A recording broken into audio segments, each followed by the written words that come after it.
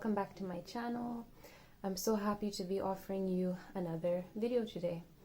And so as the title has already told you, today's video will be about beauty obsession. Yes, and it's a topic that is often on my mind, and so I thought I'd make a video about it. I feel that now we're living in a world that is absolutely obsessed by beauty, and you know, in our world we really put beauty on a pedestal, right? And of course media doesn't help with this. When we watch TV, when we're on social media, we see images of people who are supposedly the most beautiful when we look at the catwalk and so forth. And all of that has led to a beauty obsessed world, a world in which people are on Instagram, for example, and just idolizing people. It's become like a form of idol worship. If you have a favorite Instagram model, influencer, something like that, and you can be scrolling through these pages for hours on end, literally just adoring someone because of how beautiful they look. So it's led to, and it's really affecting the way we socialize. I don't know if others have noticed this or are very aware of this, but it's affecting the way we socialize. And you know what? It started to affect how people choose partners. Yes, marriage partners. It's already affecting that, and I think it's going to affect that even more, because what we have happening is that people are now wanting their marriage partner. They're getting this ideal image in their head of who their husband or wife will be, and it's based on what they're looking at, what they're seeing in social media, so people as a result are choosing partners based on preferences, like what they want, what they like, and those preferences are now very much influenced by what they're consuming on social media, what the ideal image of beauty is. And I think this will affect men more than women, and here's why. Because speaking in the social media context, it's usually women who are there, who are posting picture after picture after picture, literally just showing how beautiful they are, or trying to meet certain beauty standards. All of the, typically the famous influencers and YouTubers, they tend to be women, right? So we're bombarded with these images of beautiful women more than we are of men. So I think what that's doing to a lot of men is that it's creating these sort of idealistic images in their mind, and now when they're looking for a marriage partner, they'll be thinking about things like, does she have this? Does she have that? Tick, tick, tick, tick, tick. And, for example, the ideal bodies that are presented to us now are like the Nicki Minaj body, the Kim Kardashian body, right? And for so many guys, that's becoming a sort of ideal. And yet we know that those are fake bodies, right? So it's interesting, even though the irony is that we know that a lot of those bodies that we're seeing, they have Botox, bum fillers, cheek fillers, boob jobs, all type of things, yet they're presented as the ideal body. So what it's doing to women is that it's pushing women to aspire to unrealistic standards of beauty. And we already see that.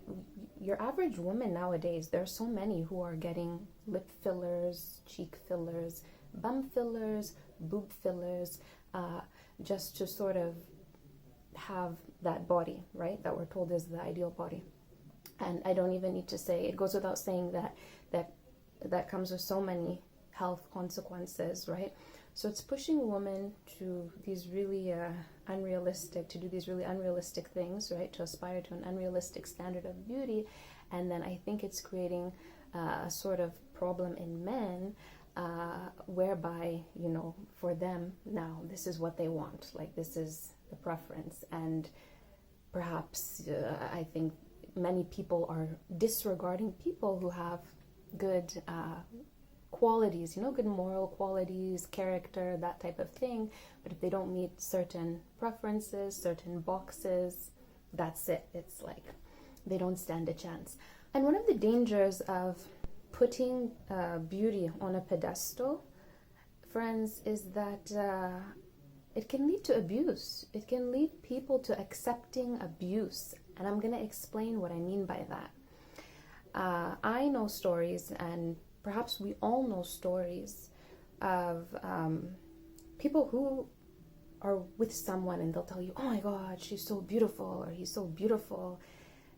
And don't get me wrong, it's great to find yourself a beautiful person, that's wonderful, good for you. There's nothing wrong with that. But what I'm saying is when people really start to idolize that beauty, that beautiful person they're with, that person can do whatever. That person can treat them like trash and they'll just accept it. That person can walk all over them, treat them like a doormat, and they'll accept it. You hear stories, and I know stories with women in particular who have they've been in a bad relationship, and they left, and then maybe they went back to the guy, and people are like, well, why? And then they'll say, because he's cute, and it's kind of wild when you think about it, as if beauty can save your life when you're being abused. So that's one of the dangers of putting beauty on a pedestal and idolizing someone whom you find very beautiful, very dangerous. And this beauty obsession, it's leading to a lot of mental health issues in people. It is. Depression, anxiety, other form of issues, people feeling they're not beautiful, they can't leave the house if they don't look a certain way, if they don't have their eyelashes on, all sorts of things. And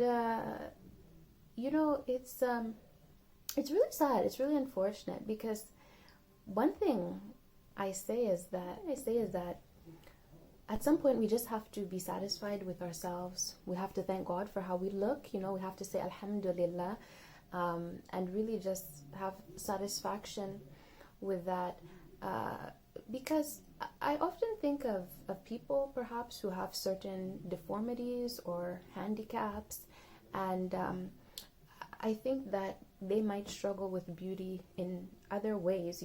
People struggle with this in different ways, and so I'm always kind of turned off, like a little cheesed, if I may say, when I see certain people who are just they let this beauty thing just consume them and drive them crazy and all of that. And I'm thinking, I think they need to take a step back and just get a reality check and just really be grateful for how they are, especially if you've never had to struggle with certain things like I just mentioned, handicaps or deformities or certain disabilities, whether visible or invisible, that can cause people to treat you differently and see you as less beautiful, And one, I guess, condition that jumps to mind is a stutter, right? And that's sort of an invisible, perhaps we can call it a disability.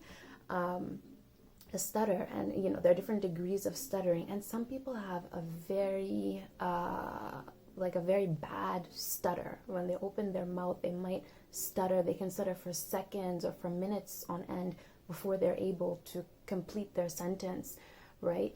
And one thing I've noticed with some people who have really bad stutters is that they tend to be quiet. Sometimes they don't talk very much, and then when they do talk and you notice a stutter, you realize why, right? So I think we have to just sort of take a step back, get a reality check, and realize that beauty is not everything in life. And sadly, we live in a society and we live in cultures that prize beauty, value it to the point where it becomes unhealthy. So I wanted to do this video on that, to just share my thoughts on this topic with you, beauty obsessed. And friends, we really need to protect our gaze, especially in the times we're in now and where I see us going. Honestly, we really need to protect our gaze. What do I mean by that? Be very mindful of what you're watching on TV, on social media, because I feel it's corrupting our minds, honestly, and it's preventing people from seeing clearly. I hope you all get what I mean by that. That's all I'll say. But there's hope. There's light at the end of the tunnel, especially for those who are feeling very sad about all of this and feeling like, oh, you know, people nowadays, that's all they can see, beauty and looks and blah, blah, blah. There's light at the end of the tunnel. And for those looking for a partner, you will find someone who wants to see more than your looks. Trust me, you will.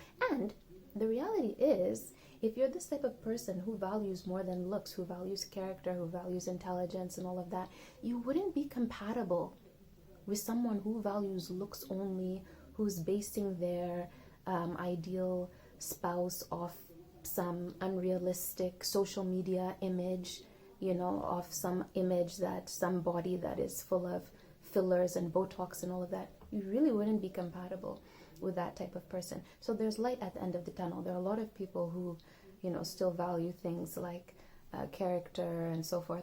So don't be sad. Okay, thanks for watching my video.